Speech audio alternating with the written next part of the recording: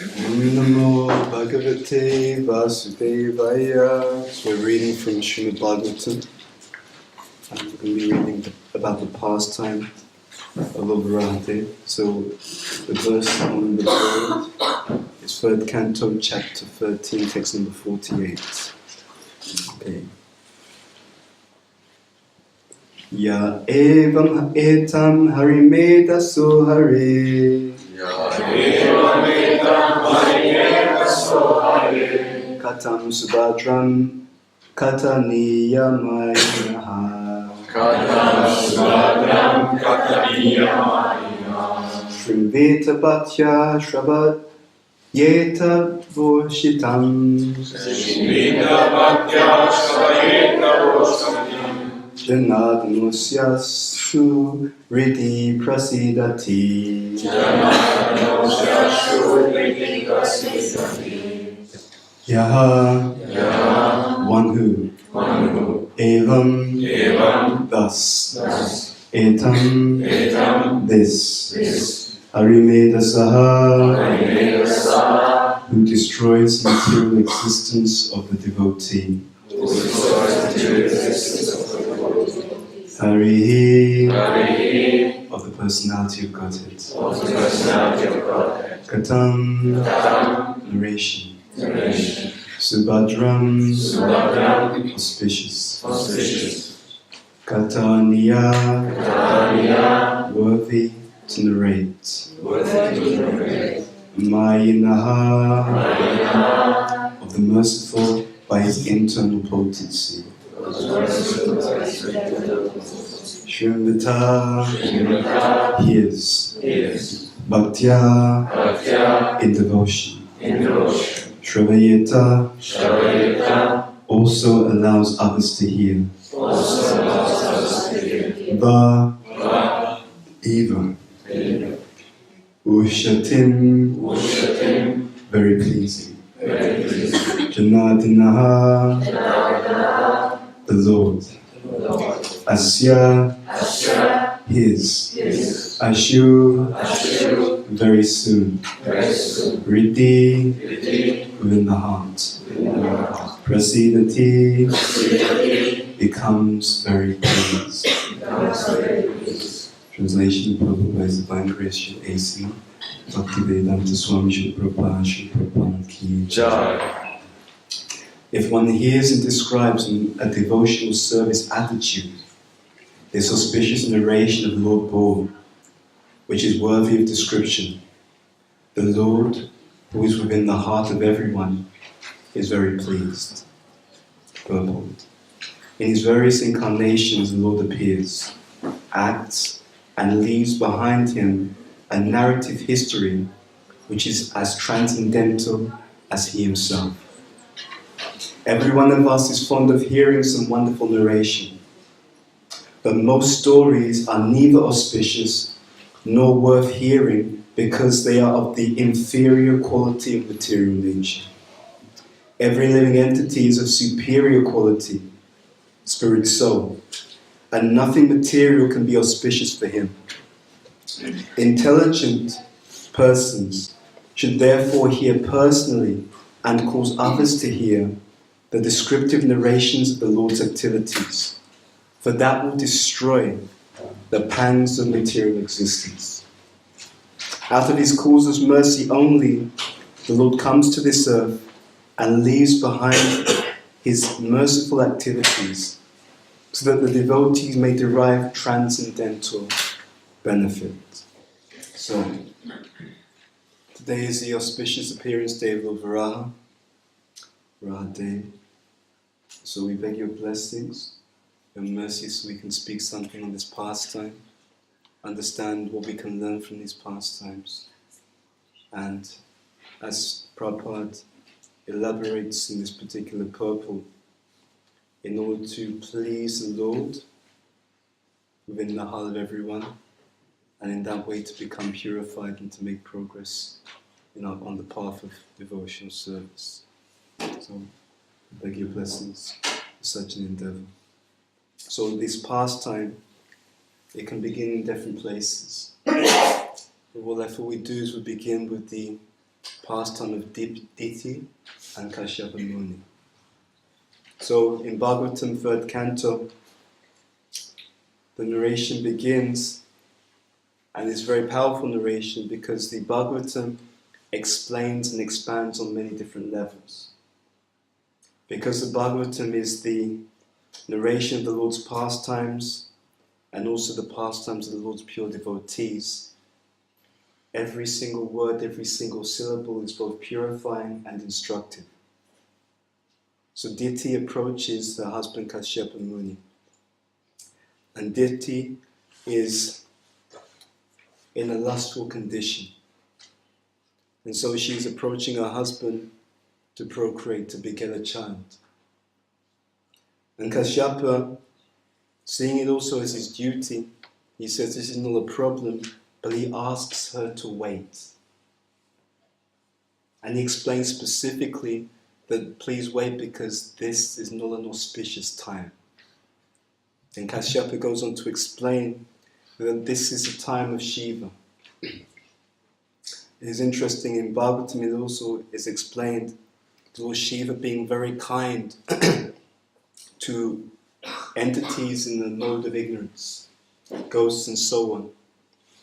The people who engage in illicit activity, illicit sexual activity, he allows ghosts to take birth in the wombs of such people. So Kashyapa explains, please wait, this is not the right time, this is an inauspicious time.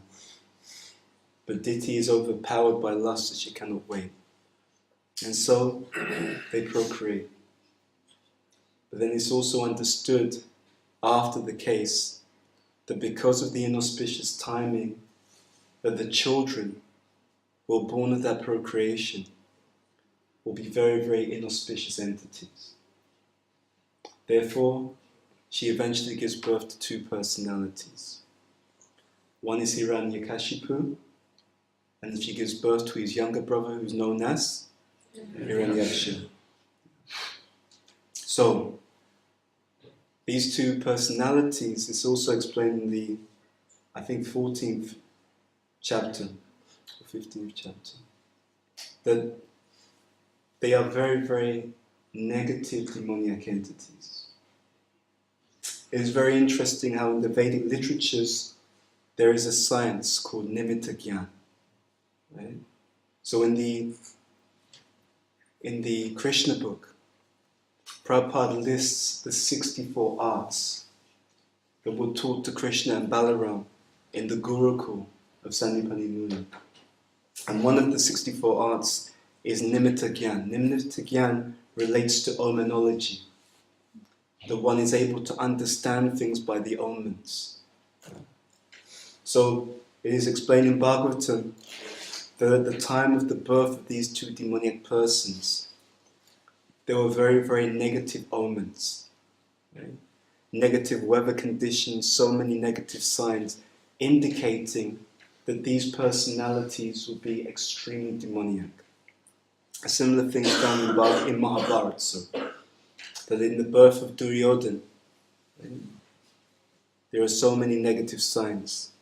So many to the point that Vidura tells Dhritarashtra, why did we kill this son? He explains that there are so many negative signs at the birth of this child, that this child must be the cause of the fall down of your entire dynasty. But Dhritarashtra could not bring himself to kill his son. So, many negative omens at the time of the advent of Hiranyaksha and Hiranyakashipu signal their negative activities. And we see that when Hiranyakashipu eventually appears, being angry and being powerful, he just goes around terrifying so many entities. It is interesting. There is a saying that power corrupts. But the spiritual science of Krishna consciousness is able to explain in a very deep and profound way how things really work. It is not exactly the power corrupts. It is when someone's power is greater than their humility and their compassion, that leads to corruption. Power is like a microphone. Power amplifies what's already there. But if the power supersedes the humility, it creates an imbalance. And therefore we see that sometimes you have living entities and they're not very powerful. They're not very influential. Therefore, there's not much disturbance. As they become more powerful, more influential, they need to become more humble at the same time. As the power increases, the humility also has to increase in order to balance the power. This is a science that was taught to the great kings, to the great sages, to the great Rajarishis. And we have something similar that takes place in spiritual life. As we come into Krishna consciousness, we are a bhakta or a bhaktin. So, there's a certain level of recognition, the person has come to devotional service. When one gets initiated, they're now given a spiritual name. The spiritual master has taken some of the person's particular karma. So now, at least to all the bhaktas and the bhaktins, that person is held in more respect. Because now they are initiated. They have a spiritual name. They have formally taken shelter of a spiritual master. So along with that greater degree of respect, that greater degree of influence, they also have to become more humble. When someone gets second initiation, now they are qualified, or rather, they have been given the opportunity. One never thinks themselves qualified, but they've been given the opportunity to worship the Lord on the altar. So more respect, more influence, they have to become even more humble. And when one has a position, again, more respect, more influence, they have to become more humble. And if they don't, then at some particular point in that journey, the power supersedes the humility and compassion. And then Puna Mushika Bhava. As Prabhupada explains, once again, such a person eventually becomes a mouse. So these amazing leelas are very, very powerful because they give tremendous influence in the consciousness. The first-class individual learns by hearing. So it is understood that by hearing the transcendental literatures, we are able to learn something before we have to experience. Actually, we are able to learn instead of experiencing. We're able to learn by hearing instead of learning by experience. So we see in the character of Hiranyaksha someone who's extremely strong. Interestingly enough, Kashyapa Muni being a sage, very powerful, performing austerities and different things, his semen is very powerful. Therefore, it was immediately understood that his children would be also very powerful. However, because of the procreation at the wrong time, powerful doesn't equal good. So the equation is powerful and demoniac. And so what did we see Hiranyaksha do? Terrorizing so many living entities, he enters into the ocean. And he approaches Varuna. And he actually mocks Varuna. He bows down to him mockingly, and with a smile challenges him to a battle. And Varuna doesn't go along with that proposal, but he tells him, you can approach Vishnu. You can approach Vishnu. In the Bhagavatam, it's explained that the pastimes of Varahadev, they take place in 2 millenniums. Right? One is the Swayambhuva millennium, and the other is the Chakshusha millennium. But interestingly enough, it's also explained in one purport third canto, chapter 13, Prabhupada explains that Jiva Goswami says that these two pastimes take place in different millenniums, but it's actually merged together in terms of the narration in the Bhagavatam, if my memory serves me correctly. So, what happens? Hiranyaksha is approaching Varahadev. But what is Varahadev doing? The earth itself has actually been taken down into the Garbhodak ocean, which fills half the universe. So it's at the bottom of that Garbhodak ocean. And Lord Brahma has been trying to meditate on how to retrieve the earth from the bottom of the Garbhodak ocean. And then from Brahma's nostril, a personality appears. That personality originally is explained in Bhagavatam is the size of just the top half of the thumb. But then that personality enters into the sky, expands in size. And that personality of all forms has the form of a boar. It is explained by Srila Bhaktivinoda Thakur in the Krishna Samhita that the Lord takes birth also in different species. So we see Matsya Avatar is a fish incarnation. Nishingadev, half man, half lion incarnation. And Varahadev is the boar incarnation. And he performs this pastime of entering deep into the Garbhodak ocean and retrieving the earth from the bottom of the Garbhodak ocean. But something very interesting happens is that as he's doing this, Varahadev comes to challenge him. Hiranyaksha comes to challenge Varahadev. So Varahadev, by his potency, he allows the earth to float on that Garbhodak ocean, and then a fight ensues. And it is interesting that he actually, you see that they both have maces and they're fighting. Hiranyaksha being very strong, but very demoniac, he's been terrorizing so many living entities. And that strength, that power, leads to a certain type of arrogance. The arrogance of invincibility. The same arrogance that Hiranyakashipu also suffered from. That I'm so strong, I'm so powerful, that no one can actually defeat me. This is very, very interesting. What it means is that when there is power but not sufficient humility, one becomes blinded by the lower modes. And because one is blinded by the lower modes, they can't see. But worse than that is an individual who can't see that they can't see. An individual who cannot see that they cannot see. That individual named Hiranyaksha.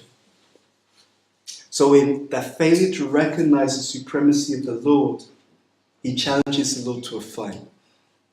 And this fight ensues, and eventually what happens? Eventually, Hiranyaksha inevitably is destroyed. Inevitably, this personality is destroyed. Now let's go back a step. When it was revealed to Diti that her two sons would be demons, she was also told something else. And Bhagavatam also narrates this. She was told that although her sons would be demons, she would have a grandson who would be a great devotee of the Lord. And she was also told that although her sons would be demons, her sons would be killed by who? By the Supreme Personality of Godhead. So in that particular chapter in Bhagavatam, she actually is rejoicing, because it is explained also that when the Lord kills a living entity, that is also tremendous fortune of that particular living entity. So the Bhagavatam and these Leelas can be understood on different levels. And on all of those levels, those pastimes are instructive. The first point is the Supreme Personality of Godhead is always victorious. And that also means that those who are aligned with the will of the Supreme Lord will always be ultimately victorious. So real intelligence, real wisdom is to try to understand Krishna's plan and to make our plans according to his desire. There is absolutely nothing more powerful than the force of the will of the Supreme Personality of Godhead. There is a thing in modern personal development, and sometimes they teach that you should tell a story in order to help people to understand the point. Because people in this age are not very philosophical, right? But if you embed philosophy within a story, people are more receptive. And that is not just a modern concept. The reason why certain modern ideas and concepts have power and impact is because they are based upon eternal spiritual principles. So what actually happens when you hear a narration, because the purport in the verse we were speaking about talks about narrations. When we hear the pastimes of the Lord, many subtle things are happening to the consciousness according to the receptivity of the devotee. When we hear the pastimes of the Lord, we are hearing indirectly. If someone tells you directly that you need to be humble, it's easy for the false ego to come up, right? But if you hear about this person, did you hear about my friend? You know what? He wasn't very humble. And because he wasn't very humble, this happened to him. And it got me thinking about how important it is to be humble, and how by being humble, we protect ourselves from so many things.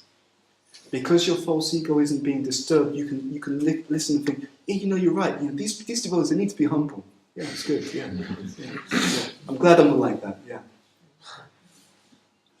So the Bhagavatam uses various instruments and various tools or technologies in order to mercifully create an impression within the consciousness of every person who hears these pastimes.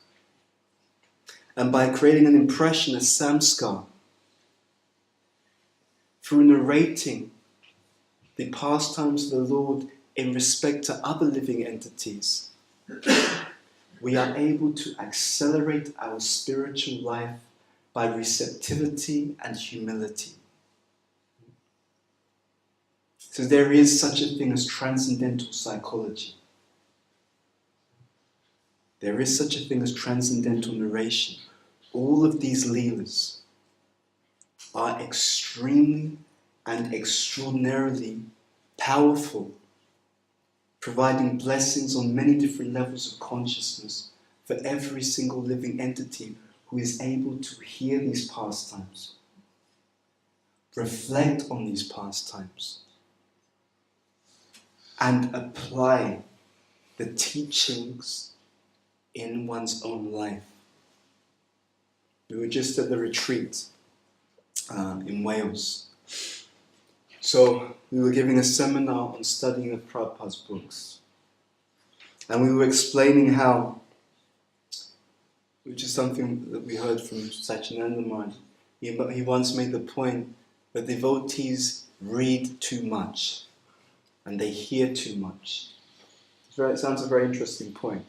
You may think, how can you read too much or hear too much of the Bhagavatam or of the narrations of the Lord? So Maharaj went on to explain, he said, the trouble is that we don't digest what we read. And you see that. In a devotee's life, how many times have you heard you're not the body? Right? Be honest. Right? And if you watch sometimes when the class is going on, if you watch the devotees, you can see when they switch off.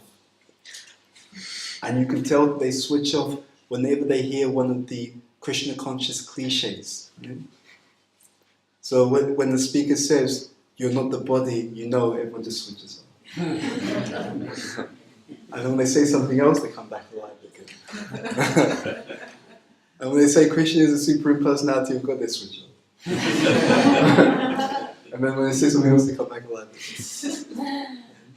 And when they say devotees should be humble, then they switch up for a long time. And you're lucky if they come back again. So, it is very, very interesting. It is very interesting what happens when we are hearing Bhagavatam. These books are not simply meant to be read, they're meant to be studied. So the Shastra explains Shravana, Manana, Nididhyasana. First you hear. When we hear, that is the voice of the pure devotee or the voice of the Lord. But that is only the first wave of mercy offered by the Parampara system. The first wave of mercy is Shravana, to hear. The second wave of mercy is an invitation to reflect on what you've heard. This is called Manana. As Prabhupada says, we should try to understand this teaching from different angles of vision. Discuss it, think about it, contemplate it. So the first Shravana is the voice of the Parampara. Manana is the echo of that voice. So you heard it once. Every time you think about what you've heard, the voice is reverberating in your consciousness. And in terms of transcendental psychology, every time you reflect on the teaching of the Lord, the samskar within the consciousness becomes deeper. Even in the modern world, what has been understood in the Vedic literatures practically millions of years ago is now understood in the modern world, and they call it neuroscience. Right? So what we call samskars, the thought impressions within the consciousness, in the modern world, this is called neuroscience. So whenever you reflect upon the teachings, those same teachings that you reflect upon go deeper and deeper and deeper within the consciousness. So factually speaking, in any assembly of Vaishnavas, for any particular class a devotee has heard, you may have one person who heard it once, but the same devotee in the same class may get 1,000 times the benefit of the other person because they keep reflecting on what they've heard. This is mine. And then the third wave of mercy is when one takes what they've heard and applies it practically in their life. This is called nididhyasana. Why is it so important? Because nididhyasana gives increased and deepened faith. When you apply something, you see that it works. Your faith in that particular thing that you've heard becomes deeper, stronger. And that faith then does what? It then inspires you to perform the entire process again. Yeah? So hearing, contemplating, application, that breeds a type of faith, but not false faith. A transcendental faith. Jiva Goswami calls this Shastriki Shraddha, faith in the Shastra. And that faith causes one to accelerate through all the stages of devotional service to prema. Yeah? Factually speaking, when we talk about the stages from Shraddha to prema, you start with what? Shraddha. Right? It starts with faith. When you increase faith, that becomes what? What's the second stage? Sadhu Sangha. Right? So from Shraddha, when the faith increases and becomes intensified, then you feel the inspiration to properly associate with the devotees. When that faith increases and becomes intensified again, then you have enough faith to engage in the practice. Bhajana Kriya.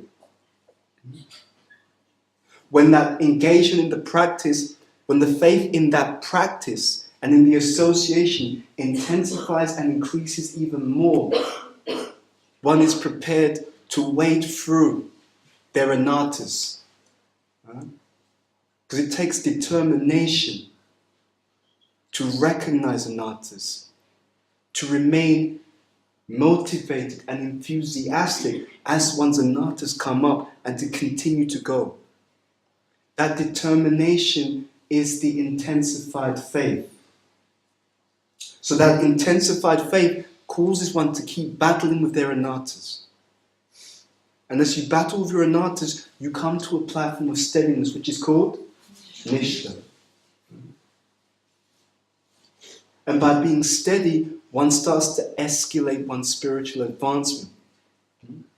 And through sincere, well-motivated devotional service, service to the Vaishnavas, which elicits their Vaishnava Kripa, the Kripa Shakti of the Vaishnavas, their blessings to make advancement, and elicits the strength that's derived from the devotional practices. One comes to the platform of Ruchi, in which one has a real taste for their devotional practices, especially the chanting of the holy names of the Lord. And as one practices, then a subtle thing happens. One moves beyond the stage of taste for the practices and the service, and one starts to become attached to the person who one is rendering service to. And that stage is called? So now one is actually having some attachment to the Lord. Right? And when you become attached to someone, you start to develop feelings for that person. And that stage of having spiritualized emotions is called?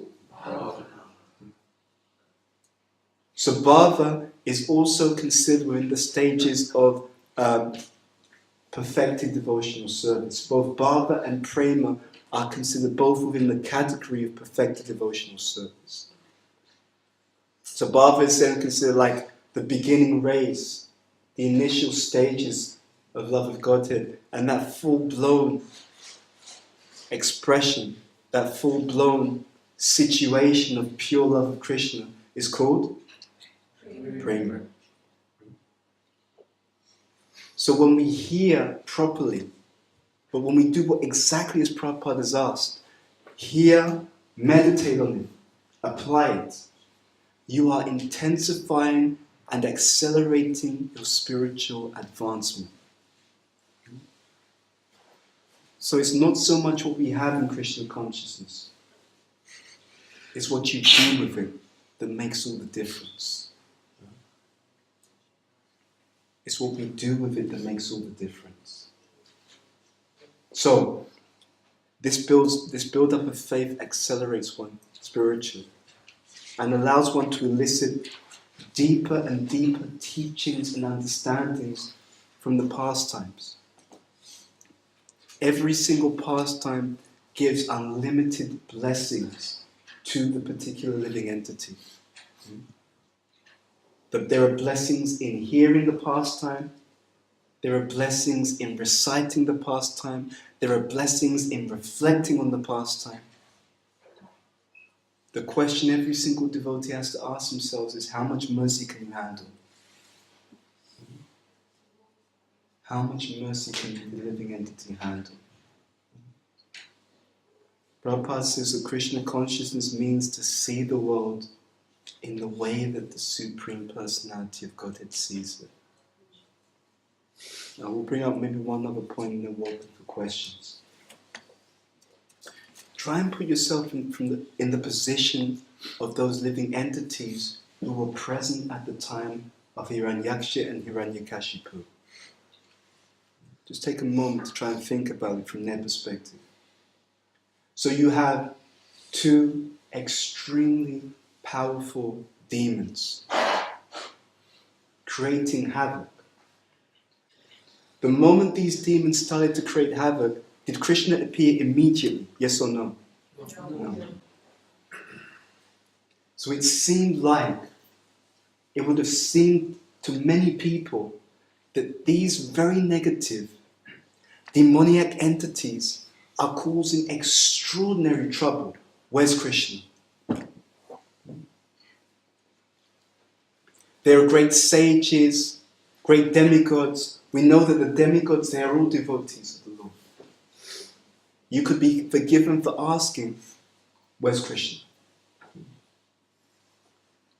A key point to bring out here is that the Lord has his pastimes. The Lord is aware of everything that is going on. And if he is not immediately dealing with a situation, seemingly, there is always a good reason for that. We often have challenges in our lives. And often we may see something happening and we may think, why is Krishna not intervening? But Krishna, the Supreme Personality of Godhead, he knows what we need. He knows the situation. He's fully aware of all aspects more than even we are aware. And when I was reading for this pastor, there's a wonderful purport in 3rd Canto, chapter 13, where Prabhupada is explaining how Krishna understands the motive of a devotee. Right? And even if someone has some kind of negative motive, he's going to see how to help that person to become purified. Right? But he knows the full story. Whereas we may only see one part of the picture. Right? So it's just like, I know none of you go to the movies, right? But it's just like when someone is watching a movie. So someone has sneaked into the cinema. Right? They didn't pay their money. They sneaked in at the last 30 minutes of a film. They watched the last 30 minutes of the film. They saw some man and he was put to death. Right? He was executed. And they look and they think, this is horrible. This is horrific. You know, they've just executed this man. But they stay in the cinema. And by staying in the cinema, they see the beginning of the film, right? Initially, they had just cooked the last 30 minutes. They stayed in the cinema. They see the beginning of the film. That beginning of the film puts the entire situation into context. How are we able to maintain our enthusiasm and our energy and our inspiration in spiritual life? The way that we will be able to maintain our determination and enthusiasm is to see the world in the way that Krishna sees it. To see the greater spiritual context. If you understand this point, you will always be able to taste inspiration and enthusiasm in spiritual life, practically no matter what's happening to you externally. So that person in the cinema, when they see the film from the beginning, they recognize, oh, that guy was murdering people, terrorizing people, destroying people. So therefore, when they come to the last scene again, they're seeing the same thing they saw previously, but this time it is in context. And in that wider context, they're able to understand exactly why everything happened the way that it happened. Does that make sense? So as devotees, we can always remember that. When you seem to be going through struggles, when it seems that negative things are happening or negative people are acting in a way and they're getting away with it and you are just trying to do things by the book. You're trying to do things properly and it just doesn't seem to be working. Remember this point. Remember that the Supreme Personality of Godhead has a plan. One of the most exciting things that can happen in any devotee's life is if we get to the point where we're actually surrendered enough to make the prayer that Krishna, what you want to happen to me, let that happen. I know what I want, but you know what I actually need. You know what I actually need. So please don't allow me to arrange the things that I want. Allow the things that you know are best for me. Please allow those things to happen in my life. If we can bring ourselves to pray in that mood on a daily basis, it is guaranteed that a miracle will happen in your life. The question again that we have to ask ourselves is, do you really trust Krishna? Do you really believe that that mischievous blue boy with the flute, right, who's always kind of up to some kind of slightly mischievous plan, do you really believe that this person loves you more than you can possibly imagine? Do you actually accept that he is your true well-wisher? And the sign that you accept it is not what we say. The sign that we accept it is what we do. Talk is cheap. Anyone can say anything. But the degree to which we actually trust that Krishna loves us, the degree to which we accept that he's more intelligent than we are, the degree to which we accept these things is exactly the degree to which we surrender to his will above our own idea. And then the real spiritual adventures, the real spiritual miracles and mysteries exponentially open up within each and every one of our lives. So if you want an adventure, trust Krishna.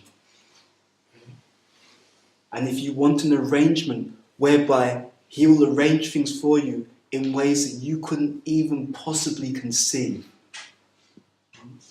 where you just look back and after you go through some situation and you think, I don't understand why I had to go through that. But then you look back and you can just trace out the steps, right? That kind of spiritual life, that's Krishna's plan. Because if you notice, when Krishna comes, it's always an adventure, right? Whoever it is, Varahadev, Hiranyakashipu, there's always something going on, right? It's never that Krishna was there, he came to earth, and he was just hanging around, and he was just sitting back, and just saying hello to a few people. It's never like that. There's always some kind of adventure. There's always something going on. It's always, to quote a phrase, it's always action-packed, right? So if you want that kind of life, if you want to be part of Krishna's own movie, right? His own action-adventure movie, it requires surrender. It requires that type of faith. The Krishna, you know what's best. I know what I want, but you know what I need. Okay? So you please arrange for me whatever you want. We're going to endeavor. Don't get me wrong. By surrendering to Krishna, it's not a passive life. It's not a passive life because surrender takes effort. If it's raining outside, your friend is standing on the other side of the road with an umbrella. He says, come over here so you don't get beaten by the rain. You have to make some effort to get to the other side and to take shelter of that umbrella. Does that make sense? That's what surrender is in spiritual life. Because our starting point is in the material energy, in the material world. So we have to make an endeavor to take shelter of the Supreme Personality of Godhead. But if you want that kind of life where you will taste extraordinary happiness, where you will become extraordinarily strong, and you will have a quality of devotion and mercy whereby you can really help other people, because you will be overflowing with devotion yourself, then we have to surrender. But it's an endeavor to surrender intelligently. So we make plans. We engage in service. But we're doing it with the motive to try to find Krishna through the medium of the service. And this is the mood of our acharyas. This is the mood of the Goswamis.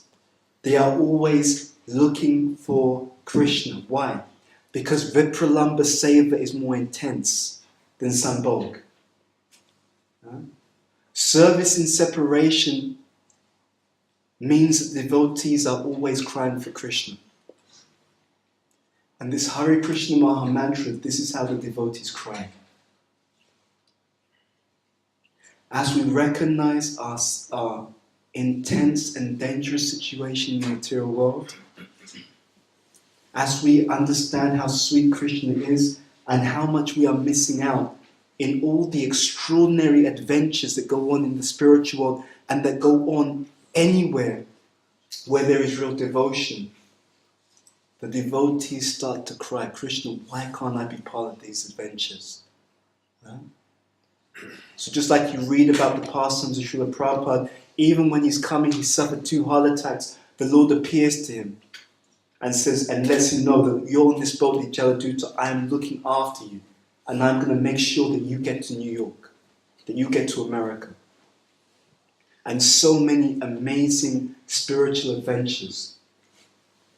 So there are the external adventures. They may or may not manifest, depending on what we need. But if you engage in surrendered devotional service, it is a guarantee that you have the most exhilarating inner spiritual life. And usually that spills over into the external spiritual life as well. So the question is, how much mercy can you handle? We can allow this day, this auspicious day of Varahadev's appearance day, we can allow any day to be that day that we make that prayer and go deeper. I know what I want, but Krishna, I trust that you love me more than I can understand. You allow me to engage in this devotional service. Now you allow me to do it properly. You allow me to do it with surrender to you. Not foolish surrender, but surrender in the understanding that you actually have the best interest for everyone, including myself. So whatever you plan, no problem. I'm going to do my best. I'm going to actually do my best. And not in a dry way. I'm going to be enthusiastic, happy, inspired because you want it. You understand? It is part of the package that you should be enthusiastic because you're dealing with someone who loves you more than you can possibly imagine. I'm going to try and live that life that you have said I should live. And whatever you want, please let that happen. I trust you. The more that you trust Krishna, the more that Krishna shows you that he is there and he will manifest even more than you can imagine. And we've seen it, isn't it? You've seen that when you've surrendered to Krishna, you've had faith in him, amazing things have happened. And what is the most amazing thing that can happen to you? It is called prema. The most amazing thing that can happen to any devotee is the achievement of prema. So we'll end on this point so we can have questions. You can choose what kind of spiritual life you're going to have. It's down to you. But be in no illusion. You have to fly your own plane. Right? We cannot point to anyone else, and that includes any authorities when things do or don't happen. Ultimately, this relationship is between you and the Supreme Personality of Godhead. And if there's any controversies in our spiritual life, controversies will be there, they may be there. But how you deal with it, that's completely down to you as an individual. Transcendence means to use everything in a way that speeds up your spiritual acceleration to the platform of prema bhakti. And it's easy to say it now when we may not be going through some stressful situation. But the other side of this knife's edge is that if you don't deeply accept this point now, you will struggle when the tests come. So when we ask you to think about the residents of the earth when these pastimes were happening, you could imagine that the faithless would also lose their faith in Krishna. We're being terrorized by these demons. Where is Krishna? He's claimed to be the supreme personality of Godhead and the supreme well-wisher of everyone. Where is the supreme personality of Godhead? The answer is that he's always there, and it's also down to us to use everything in the way that he will be pleased, knowing that ultimately everything will be okay to the extent of our surrender. Does that make sense? Because he came. But there are other pastimes where people are being terrorized. They may even leave their body, right? 4th canto Bhagavatam. King Anga has a cruel king named Vena, who's terrorizing so many personalities. But there was a blessing there, because this king was very intelligent. He understood that if this child is so negative, what's the lesson that Krishna wanted him to learn? Krishna wanted him to do what? Anyone remember that pastime? He wanted Anga to go to the forest and to renounce and prepare to go back home, back to Godhead. So please don't worry about the externals. Think Krishna-centric. We want to be Krishna-centric. Use everything that happens to you in this life, every single day. Use it in a way that you will make spiritual acceleration. Don't worry about the externals so much. Worry about the consciousness as it deals with the externals. That consciousness is called Krishna consciousness. And if you develop that consciousness, nothing in this world can trouble you. It doesn't matter what's going on. Absolutely nothing can trouble you. And everything can simply become a catalyst for spiritual acceleration. Okay, so we'll stop there. Srimad Bhagavatam ki jai. Radha's Appearance Day ki jai. Jagata Gopranandi. Do we have time for questions, or should we stop? Yeah, please. Okay. Short? Okay. So, a short question. So, did they give the microphone, or this person? Yeah. Is that okay? Mataji, have a hand. Thank you so much for explaining all very precious and important things. We needed to become reminded. Thank you. I have a question. I meditated on this in many years, but I never get opportunity to have an answer. Now I think it's the day. What happened to the population of the earth when Yaksha threw the earth in the... And what happened after? That's a good point. I was wondering the same thing, if I'm honest with you. I'm not sure.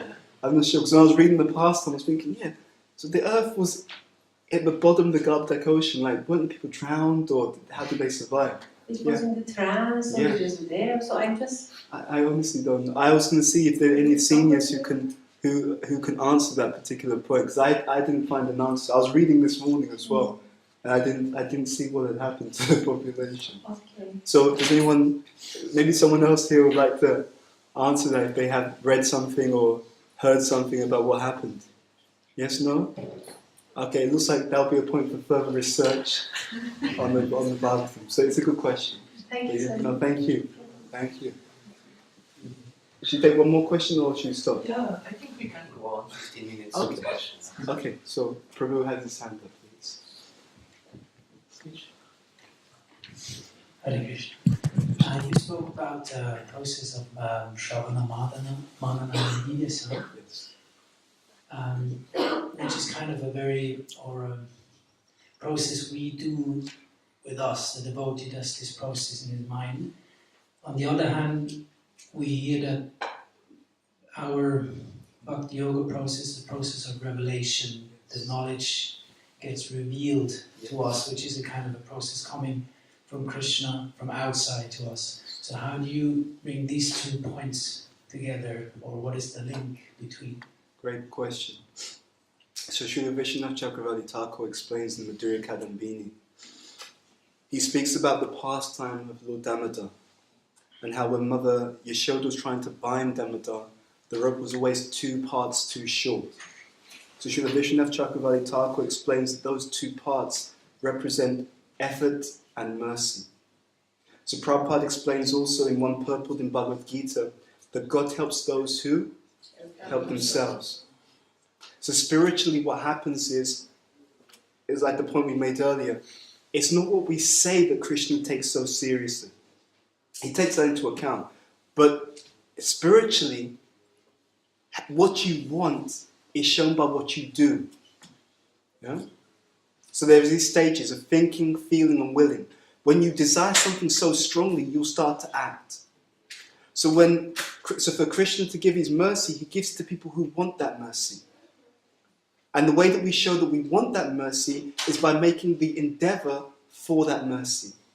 So if I try to understand Krishna's teachings, then Krishna will give me the blessings to perfect my endeavor to understand. But if I have no interest in understanding, he will not force me to understand. Does that make sense? So if I try to understand the teachings, then Divya Gyan Ride Prakashito. Yeah? So it's said that the spiritual master opens our darkened eyes and fills our heart with transcendental knowledge. But he's doing that because we're desiring to please Guru and Krishna. We're desiring to learn how to please Guru and Krishna. But the disciple who has no interest in pleasing Guru and Krishna, to that person, that transcendental knowledge is not necessarily revealed. And then another subtle point is that even if there is knowledge, realization is still a blessing that comes by the blessings of the Guru Parampara, based again on the endeavor.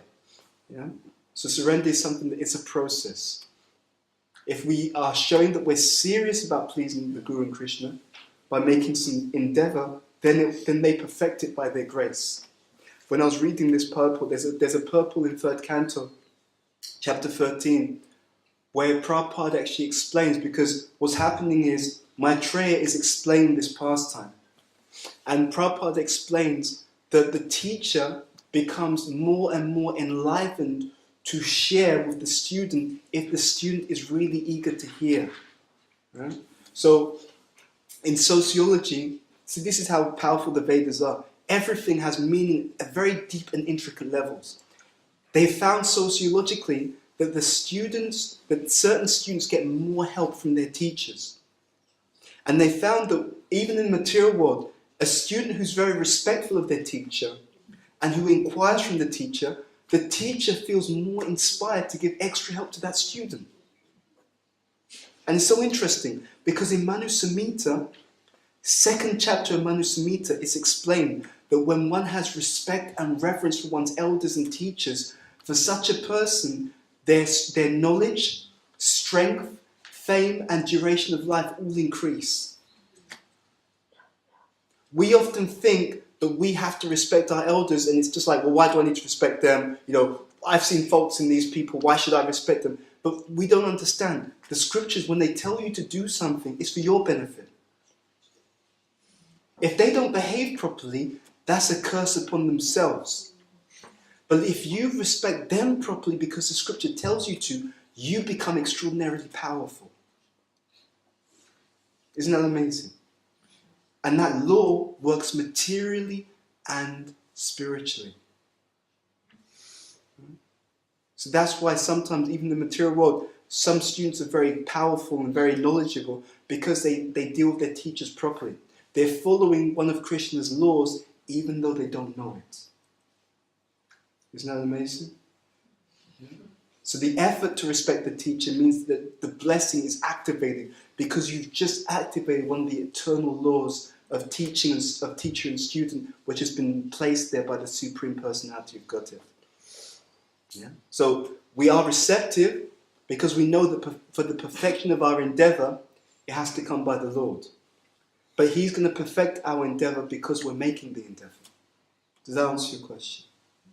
Thank you for your question. Anyone else? I think at the back. Hare Krishna.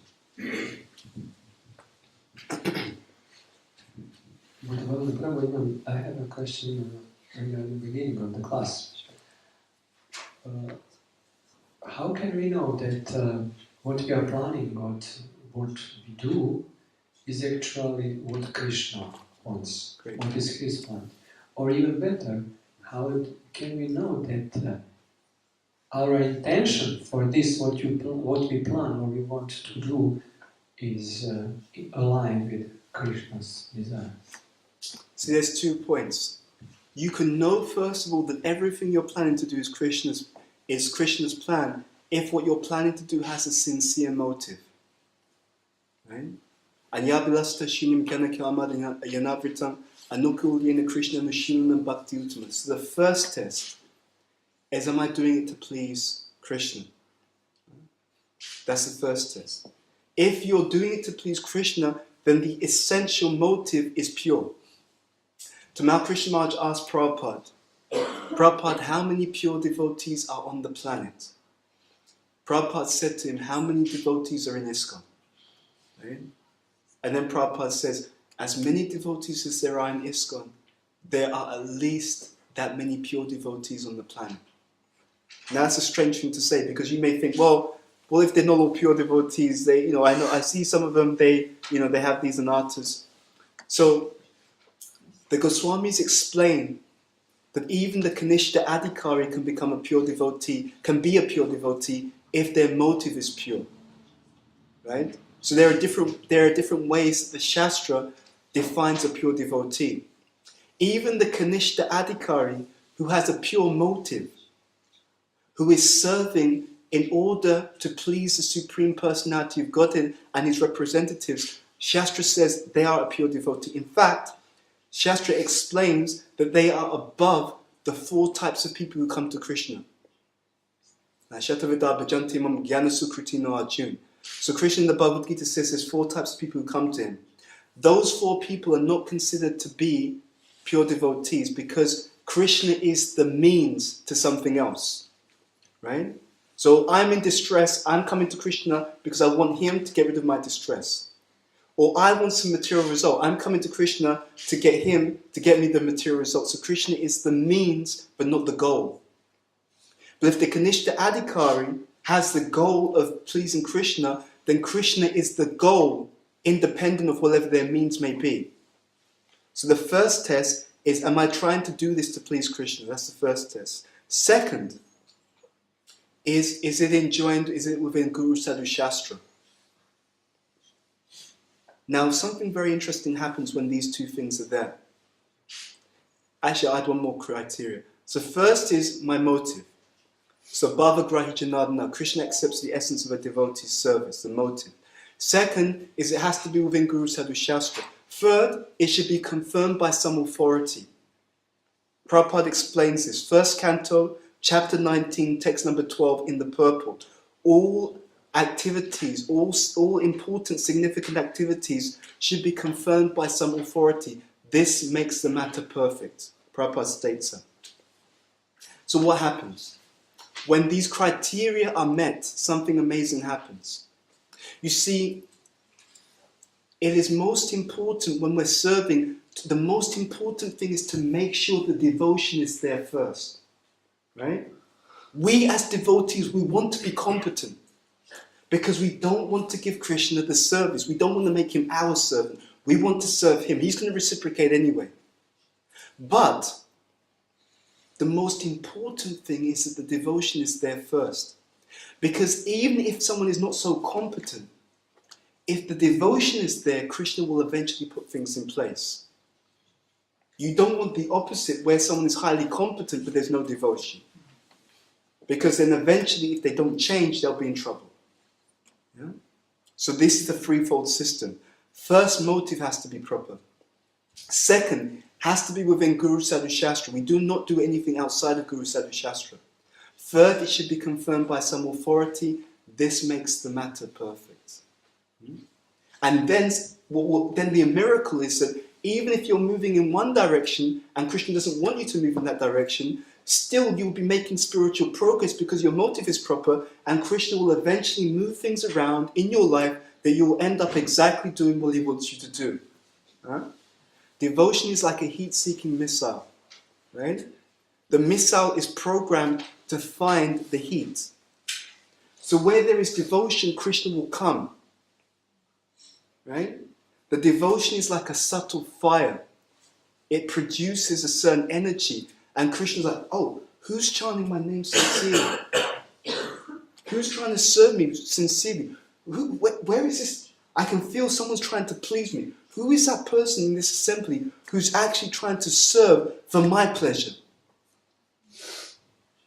And Krishna will come to that person. He will take them by the hand. He will take them to wherever he wants them to be. Ultimately, he will take them to the platform of Prema Bhakti. Is that okay? Thank you. Okay. Gaurahari, should we stop there? Last question. Last question? Okay. So if you pass the microphone, please. Hare Krishna. Hare Krishna. Hare Krishna. Thank you. I'm really appreciating your very well prepared and thoughtful, contemplative class. Thank you for your kindness. It's the blessings of the Vaishnavas. Particularly this point about how everything in the material world works, because ultimately it's a spiritual principle that's really working. That point I really appreciate it a lot. The question I have is, one thing I felt when you were speaking about Aditi and Kashyapa Muni's pastime was that it's very hard for us conditioned souls to measure the ramifications of our activities. Particularly in my own spiritual life, I've noticed that I've become sort of okay with being inattentive. Inattentive when I'm serving, inattentive when I'm offering obeisances, inattentive when I'm chanting my rounds. And I don't know how to break it. I don't know how to break this mood of doing my devotional activities and, like you say, not really soaking in all the mercy that I could get out of it. And I feel sometimes helpless. So can you suggest something psychologically? What's really happening? Why are we so inattentive in our spiritual life? So there's two things. So first you mentioned that we're not fully aware of the ramifications when we're performing an activity.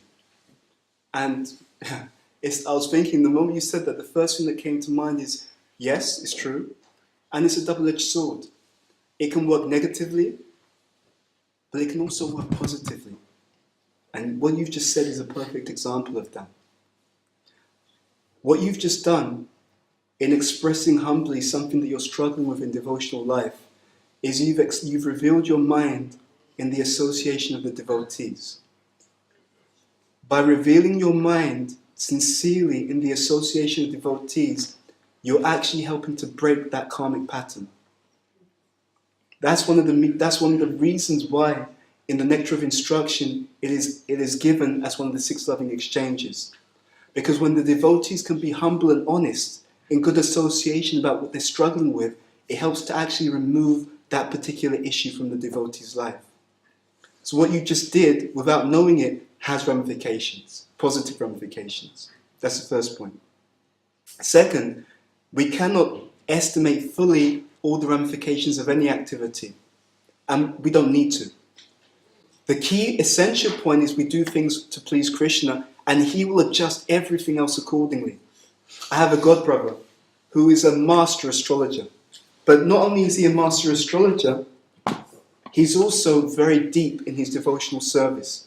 So he was explaining to us recently, he said when the devotees do the morning program, when they do Mangalarti, when they do Guru Puja, it changes their karma. And he was able to explain exactly what happens astrologically in terms of their karma when they perform the morning program. Yeah? It is so deep. Prabhupada knew everything so deeply, he gave a process that actually takes care of everything. But we need to hear what we're doing and why. We were explaining this in this retreat.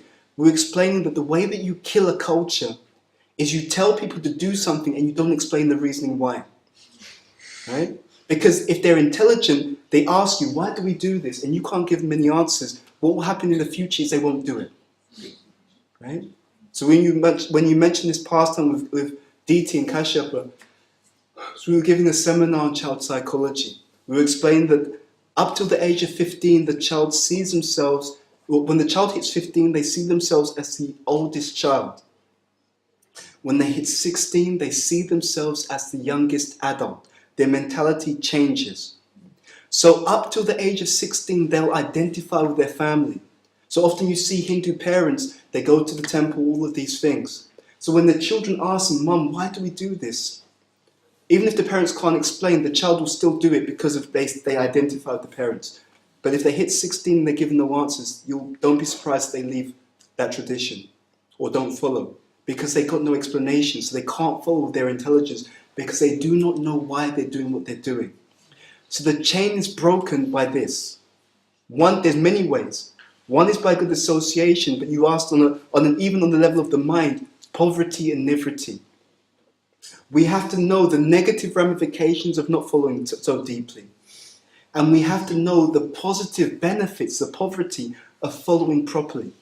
That's why the Shastra is very careful to explain what happens if you chant inattentively, and what happens if you practice attentive chanting, and how you can practice attentive chanting, and why you do it, so that we can follow with our intelligence. There was a great class given by His Holiness Giriraj Maharaj, and he explained that the ability to focus is not a function of the mind. It is a function of the intelligence.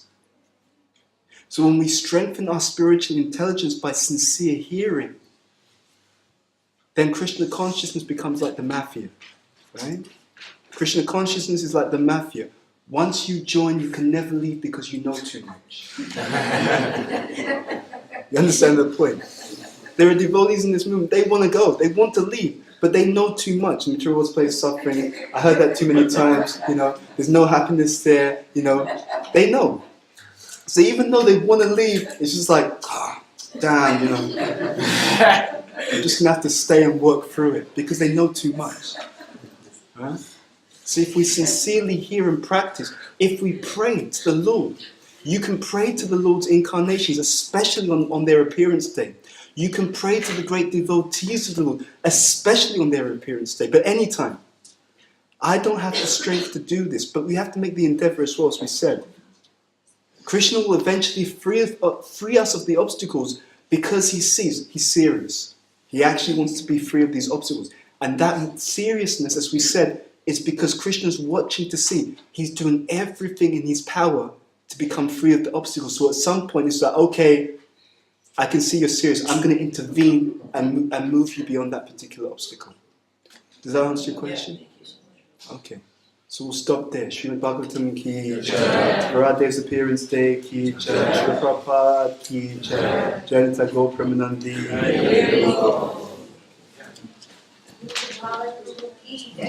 Srila Prabhupada. Thank you for this brilliant lecture. I'm very happy I got the intelligence of living 15 more minutes for the question. It was very nice journeying. I just like to be, first of all, to welcome all of you, especially those I did not